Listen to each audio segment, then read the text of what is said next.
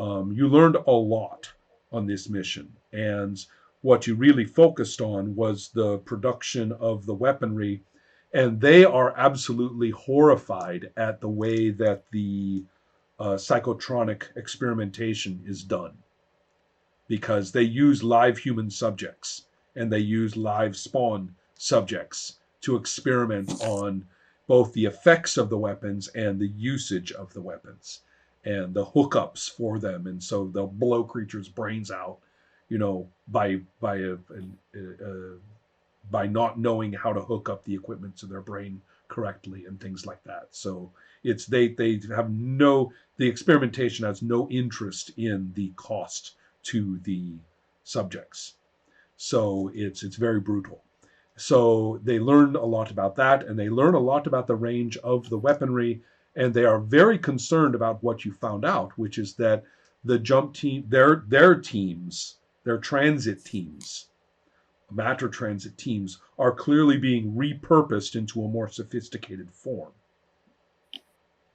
And that is extremely, it's extremely upsetting.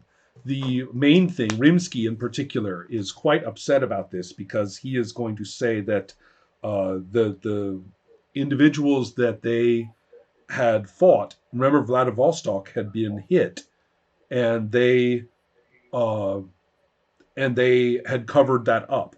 And he does not reveal that, but he does say that in a recent encounter with a transit team, with a transit attack, we found that there were people on Earth who were given technology that would act as a beacon.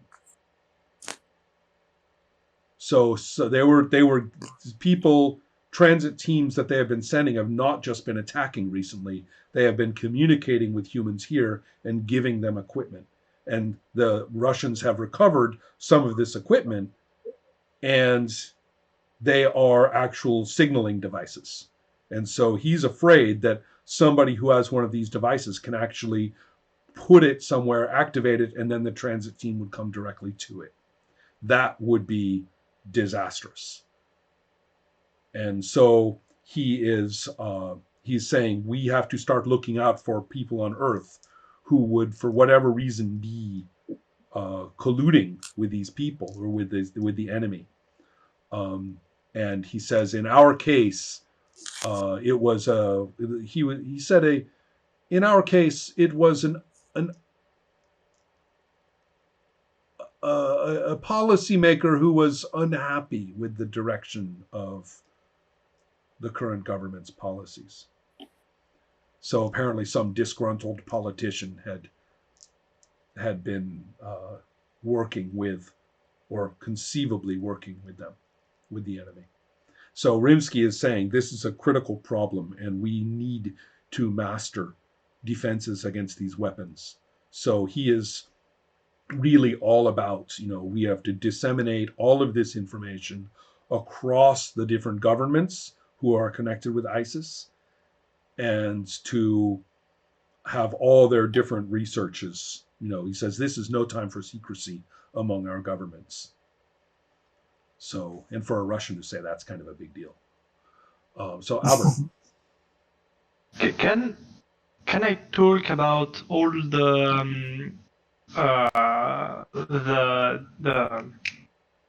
meeting we had at one point we were forced to look at, with order and law, and I don't remember who was talking at that moment. Right. But as I want to talk about that so they can add 1+1 and figure out that maybe on Earth people that have this kind of I don't know if it's a political alignment or kind of thinking, maybe put into the be careful kind of list of people.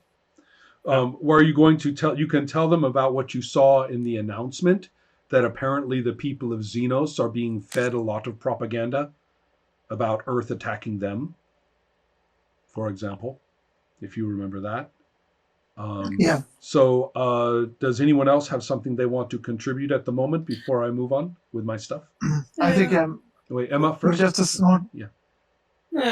We can tell them about there are a group on Xenos that sympathize with our lower beings. Ah, right. Mm-hmm.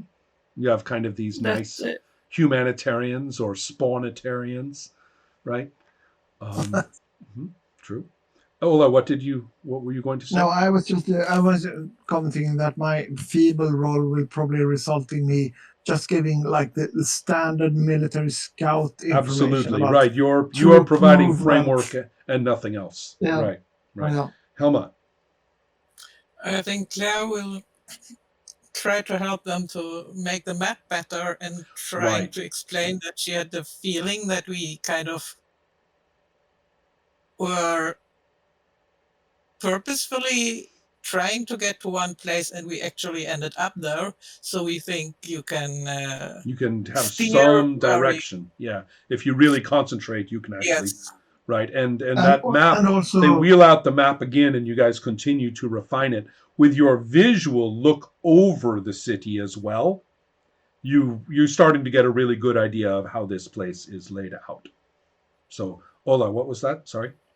Yeah, but I think we should mention our experiment with leaving the host. And Right, what right. happened. That apparently it'd say, well, that's interesting. It seems as though the host goes into a state of basically profound sleep. And if they remember anything, they remember it in a dreamlike way. It seems to have. So there's some discussion about that, about how you could. At this point, just to be clear on this, I would like everybody to make. I think it should actually be a cunning roll at this moment.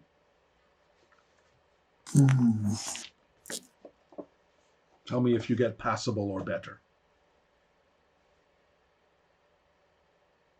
When we are rolling the attribute, it's the full amount of Full dice? amount. Yes, full amount. better.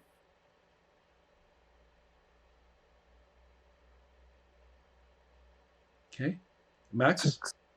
I got an inferior. Okay. Never mind you. I got a superior, actually. Okay. And then Nathan? Inferior. Okay. And Helma? Incredible. Claire, Nyansu, and Nadia suddenly realize that you could wake up the host and they could become a cricket. I'm not going to tell anybody. Right. But the three of you are the ones who go, oh, that could work. And you're right. Okay. So keeping that in mind. So then we have a few other points. They're very interested. It finally is verbalized that it's clear that Isabella Bain has been living in host bodies for the last 85 years on Xenos. Remember, the government symbol is a bee, and this woman gave this, this speech on the billboard, but the fact is that the culture has been remade to resemble America of the 1940s. All the technology, all of the new architecture, the clothes, everything looks like it's out of a movie from the 1940s, and that's why. That's when she went there, and apparently she has remade the local culture, and the discussion, of now. Let's see. There's a lot of discussion. The question was, are we, is she ruling the place? Is she a captive of some kind? What is going on with that is a good question. I'm mentioning because there was some kind of they referred to her sometime during the session, but Yes. not as a person that was like present. Right. There was some gratefulness included there. I think I remember that. Okay, you mean during the on Xenos, right? On Xenos, they refer to her to the Bane's law. I think they Right, correct. Bane's was law. Yeah. I try to pitch in my kind of fragmented dreamlike memories Right, about that. So I think that at this point, they've gathered an immense amount of information, and they're very excited about the weaponry. They're just amazed that you were able to get this. And the thing I need to tell you is that they recognize that to demand jump after jump after jump from you is clearly would be very traumatic. And so they've already said that there's going to be days of downtime and that all of you have personal needs and people that you probably want to contact and any number of personal things you need to manage, and that you will receive the entire resources of ISIS contacts and connections so that you get everything you want along those lines. They are going to take care of you and make sure that you have, if there are problems you need solved, if there are people you need to contact about things, if there's anything of that kind. They have already, for the people who are here from a government standpoint, which will be Nyansu and Nadia, they have been, they have carefully negotiated with them that you are to be, you are already a hero as far as your service to Earth is concerned. And ICES is fairly insistent that both of you are going to, receive considerable recognition from your respective countries. So those are, the people we'll talk with all of you and work out all these things. But for now, we have a little problem on the grounds, and so we ask that we don't want you to leave the compound without a security escort, and maybe not for a little while. Things, they're starting to look out. The people are starting to look out the windows, and in fact, a messenger will come in, a secretary will come in. In fact, her name is around here somewhere. Absolutely, this would be Stacy McKinnon. I'm showing off. It's because I've been reading the damn rule book, and so I know who everybody is in the compound, which is weirdly detailed in the book, by the way. I mean, we know like the name of every service personnel in the whole compound for some reason. And let me just get here. So where are we right now? You are in, if you were actually to look in the Game Master section with the map of the compounds, you are in the top floor, the ground level, in room 17, the boardroom. So we're still in this boardroom with the where where you're having this big conversation. Exactly. Yeah. I think what you will probably see when they say that you have to rest now and not going back, I think I'm clearly a bit disappointed. Ah, okay, interesting.